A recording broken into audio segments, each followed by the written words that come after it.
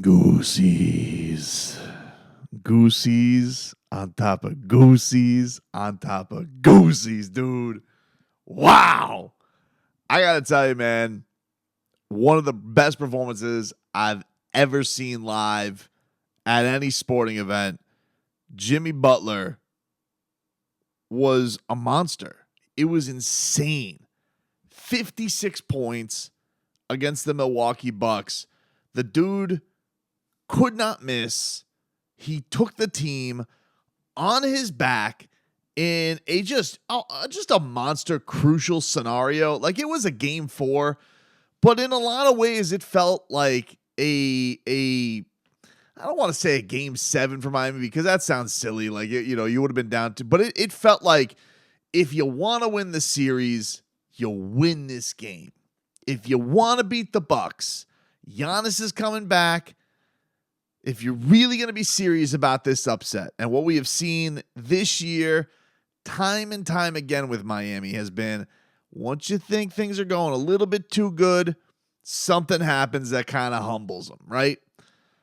And the Jimmy Butler determination for that not to happen in this game was breathtaking. It was unbelievable because you get Giannis coming out, course comes out, guns blazing, blowing past Bam, finding Brook Lopez, just feeling himself early, getting his shooters comfortable, coming up with stops, just all of the Giannis experience that he brings, and you're just like, oh boy, Miami's going to need to buckle up.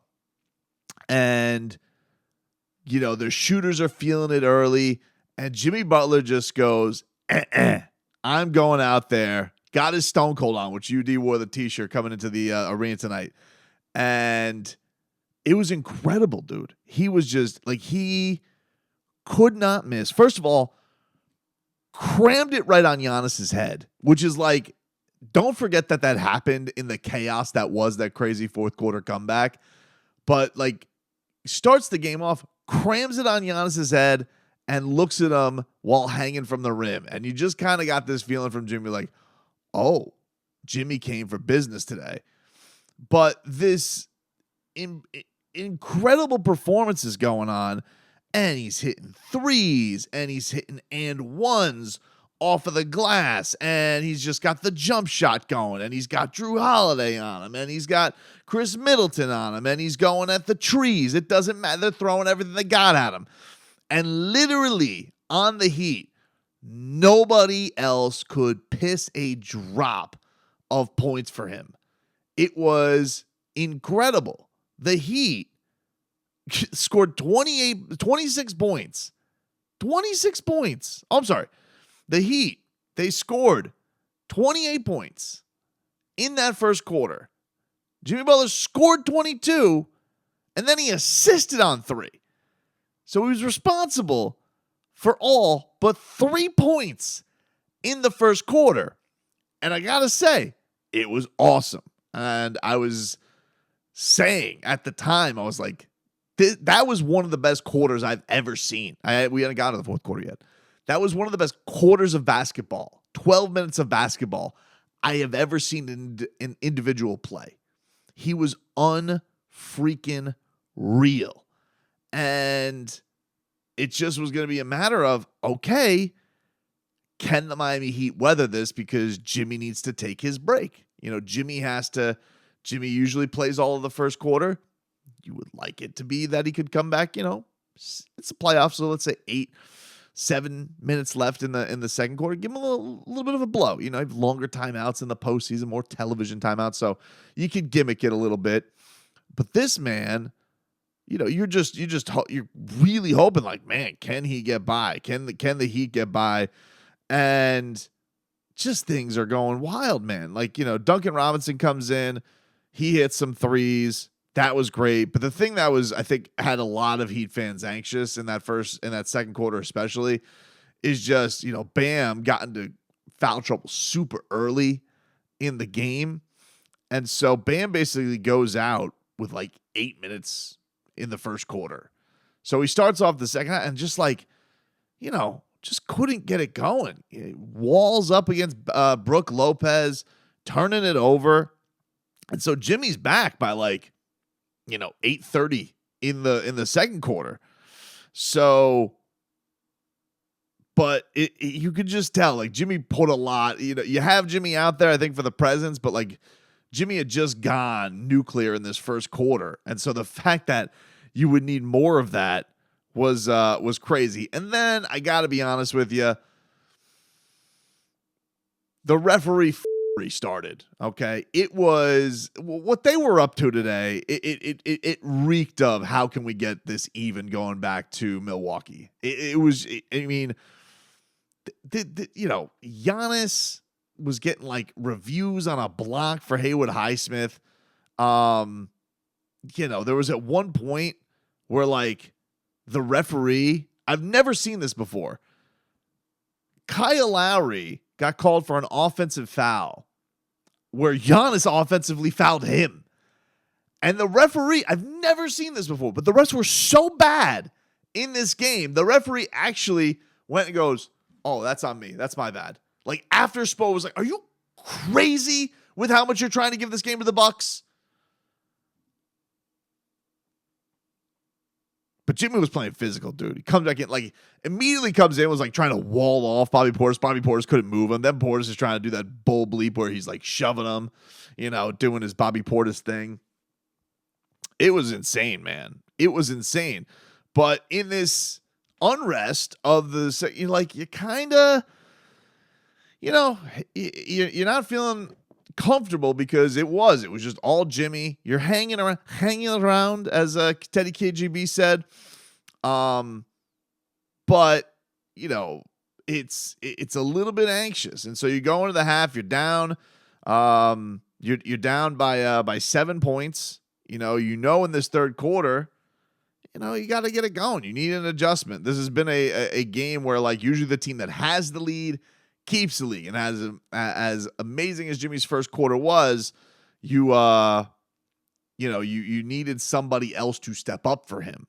And I didn't hear what the halftime show. Apparently, Bam was getting roasty toasted on the halftime show. I hadn't heard it. I was at boots on the ground. I was at the game, and the atmosphere tonight was it was good. It was Goosey's galore, dude. It was such an amazing atmosphere tonight for such a big game and such a great performance from Jimmy Butler.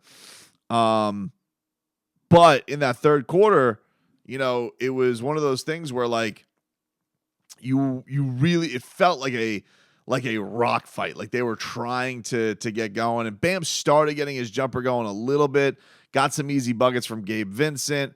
But this Brook Lopez, I got to say, if Jimmy didn't have the game that he had, Giannis coming back would have obviously been the story, but Brook Lopez was unstoppable for the Bucks tonight. I mean, first of all, dropping threes, easy buckets, could get whatever he wanted, was hitting fadeaways over Kevin Love today, blocked Bam Adebayo, I think 3 times today, just stunned him cold at the rim. So if not for Jimmy Butler's heroics, Brook Lopez, I think this was at the end of, I don't know what he finished with. So I wrote on my notes, he said, I wrote on my notes, he had 25 points, 9 rebounds, 3 blocks by the end of the third quarter. That's an incredible game. He ended up finishing with 36, just it was an all-time Brook Lopez game, which that giant ostrich, he was killing it. It was crazy. So the moment of truth comes, fourth quarter, and Jimmy's out. Once again, you give him a little bit of a breather. He comes in. The Heat at this point are, dealing. You could just tell it was a little bit of an unrest. They're staying afloat, but it's not. But there's no real pushback on the Bucks. And, then you have some ref calls, again, just going complete bull bleep their way. They called a rebounding foul on Cody Zeller where Duncan Robinson got shoved into the basket. I was just like, these Bucks, they're allowed to do whatever they want. Giannis can run into everybody willy-nilly. They can just do whatever they want. But with 8 minutes left, Heat down 11. Jimmy Buckets comes into the game, and this dude just comes in with 35 points, and this guy, he just lights them up like a Christmas tree, dude.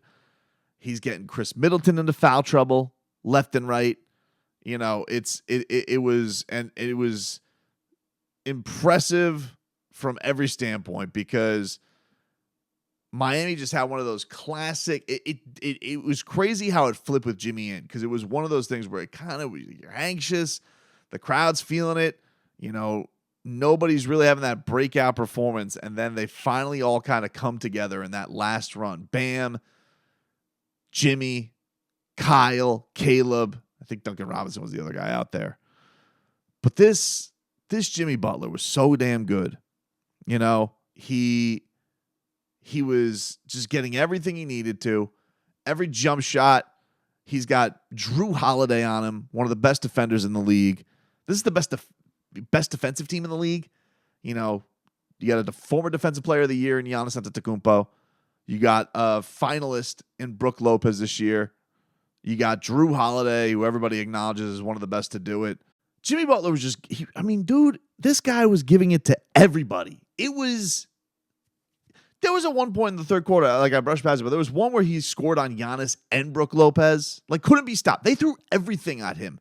There was at one point in the third quarter, too, where Jimmy just, he gets free throws. He draws a foul on Drew Holiday, and then he just lays on the ground, just exhausted from everything that he has been doing in this game. And they finally get him a little bit of a breather, but he comes back in this fourth quarter, and it was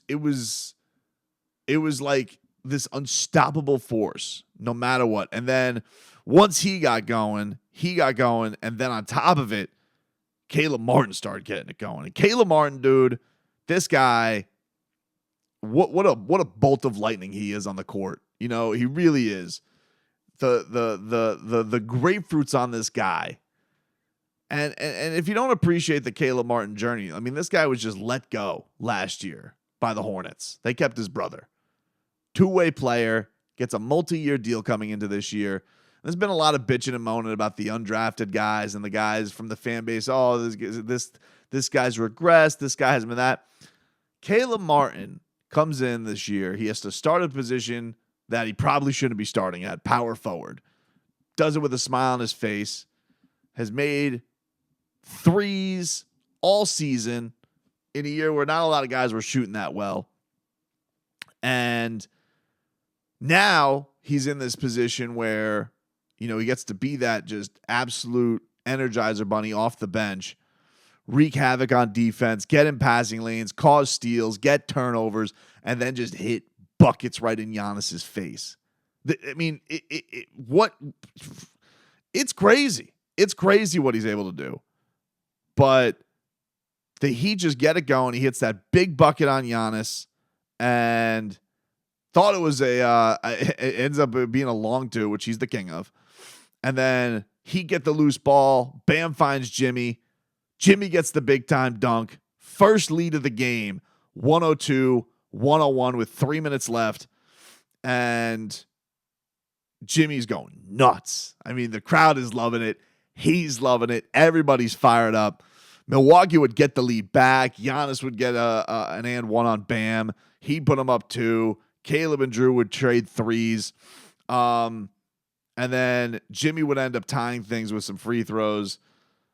It was it was testy, man. It was testy. But then Jimmy Butler, with just all the cojones, all the playoff swag, they get down 109-107, and Jimmy Butler just drops a 3 on their ass. Then he takes on Giannis on the other end. Gets the ball back, hits another one that I thought was a 3, but it ended up being a 2. Mind you, I was in the building, but it was far, so I was like, building was going crazy. Minute left, and he ends up getting Middleton to foul out, and then just starts hitting free throws till they ice it away. And it was so epic. Everybody's happy. He's just going crazy. The fan base is going nuts. Pat Riley is there. He's loving it. The teammate on the bench, they're loving it. And 56 points, dude. 56 points in a game 4 to give them a 3-1 lead. A 3-1 lead on the 1 seed. A 3-1 lead on the 1 seed. That's what this mother bleeper did. Jimmy Butler, playoff Jimmy. And I know he said afterwards, he tells Brady Hawk, he says, it's not a thing. Playoff Jimmy, not a thing. I'm just hooping. Dude, hey, Jimmy, I want to pinch your cheeks. All right?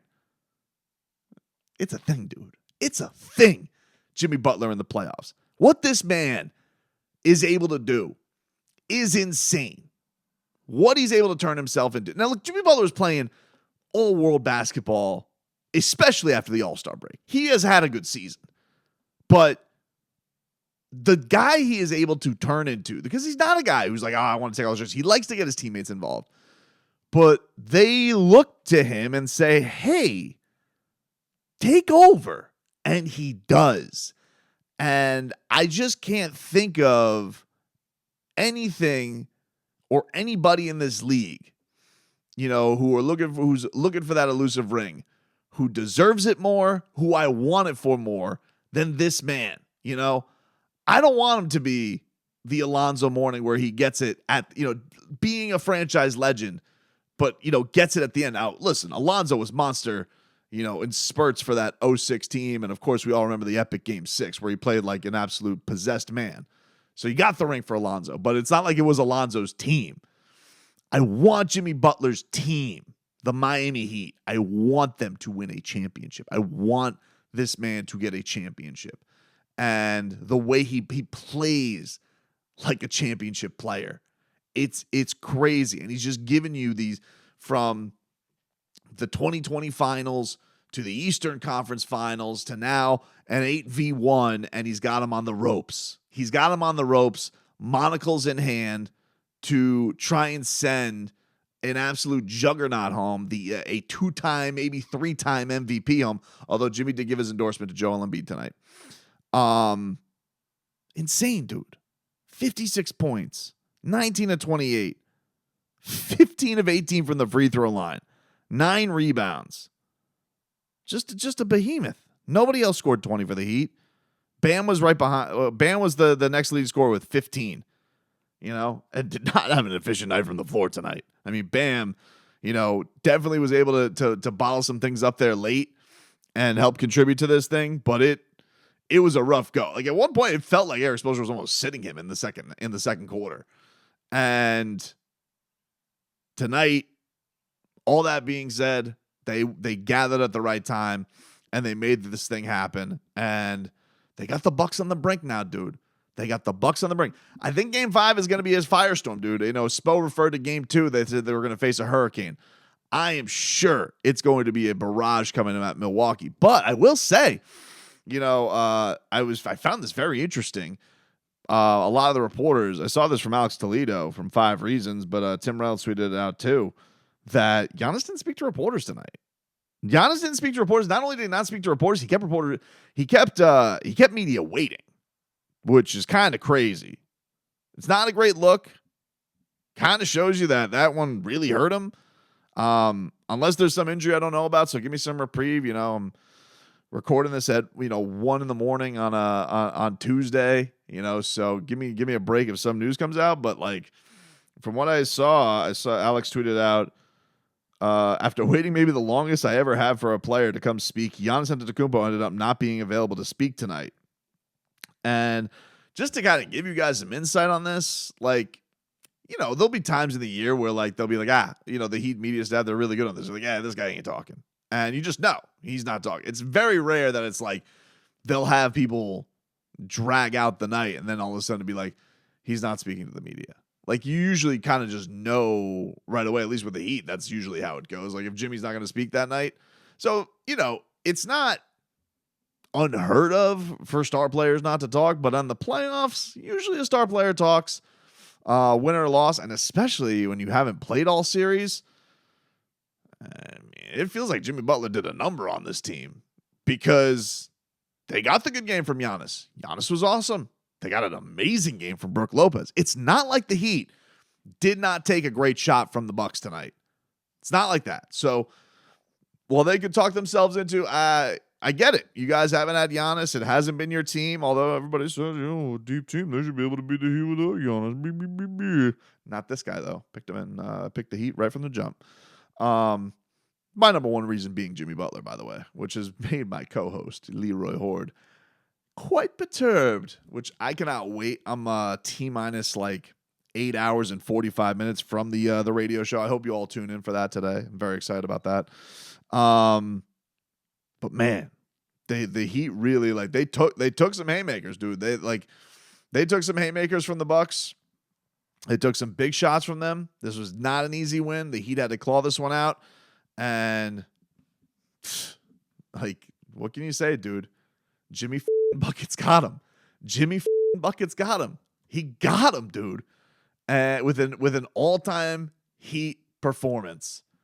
And now you got a chance to put on your monocles, your tuxedos, your top hats. Maybe gentlemen sweep them on Wednesday, which, good God, 9:30 game. Well, what the hell is that? And then on top of it, if you don't win, you get a chance to close it out on Friday. So, hell of a game, man. I mean, one of the best games I've ever been to in person. I get it. People say, first round. I've been to finals games. I've been to Eastern Conference finals games. But, this one's going to be one I remember for a long, long time. A long, long time. It was an all-timer from Jim VP.